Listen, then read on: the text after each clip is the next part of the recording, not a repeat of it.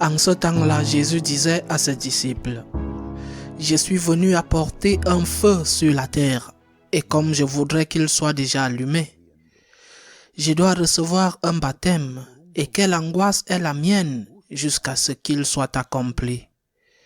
Pensez-vous que je sois venu mettre la paix sur la terre? Non, je vous le dis, mais bien plutôt la division. Car désormais, 5 personnes de la même famille seront divisées, 3 contre 2 et 2 contre 3. Ils se diviseront, le père contre le fils et le fils contre le père, la mère contre la fille et la fille contre la mère, la belle-mère contre la belle-fille et la belle-fille contre la belle-mère. Acclamons la parole de Dieu.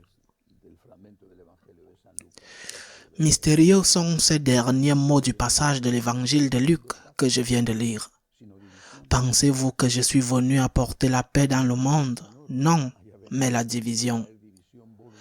Non pas parce que le Seigneur est venu apporter volontairement la division, mais parce que lorsque tu parles d'amour, ceux qui sont dans la haine te haïssent. Lorsque tu apportes la lumière, ceux qui veulent l'obscurité essayent d'éteindre la lumière. Est-ce la faute du Christ s'il a été tué? Ou est-ce Judas, Caïphe, Pilate qui étaient responsables? Bien sûr, s'il était resté sans parler, s'il avait continué jusqu'à un âge avancé à Nazareth comme charpentier, ou s'il avait fait quelques miracles, mais sans déranger avec d'autres miracles, ou s'il avait nié qu'il était le Fils de Dieu, du Dieu vivant, il aurait pu continuer à vivre. Mais il aurait trahi son message. Le Christ veut la paix, mais c'est le diable et ses alliés qui ne veulent pas la paix. Et en plus de cela, il reproche à ceux qui suivent le Christ d'être ceux qui créent les conflits. C'est comme si Néron blâmait les martyrs qu'il jetait au lion parce qu'ils avaient la foi. S'il n'avait pas eu la foi, il aurait sûrement trouvé d'autres personnes à blâmer pour l'incendie de Rome. Mais nous ne pouvons pas nous taire. Et nous ne sommes pas capables. Nous ne sommes pas coupables de division. Parce que nous ne pouvons pas nous taire dans notre défense de Jésus, dans notre défense de la vie, dans notre défense de la famille. Nous ne voulons pas de conflit, mais nous ne pouvons pas rester silencieux. Et c'est la seule façon de comprendre les mots avec lesquels l'évangile d'aujourd'hui commence. Je suis venu pour mettre le feu au monde. Je veux qu'il brûle. Je suis venu pour changer les choses. Et il a changé radicalement les choses avec sa mort et sa résurrection. Je suis venu pour changer les choses et je suis prêt à le faire. Nous avons ce feu qui brûle en nous. Le feu de l'amour de Dieu. Et pour l'amour de Dieu, le feu de l'évangélisation. Nous sommes conscients que la foi est le plus grand trésor d'un être humain. Le plus grand trésor qu'un être humain puisse posséder.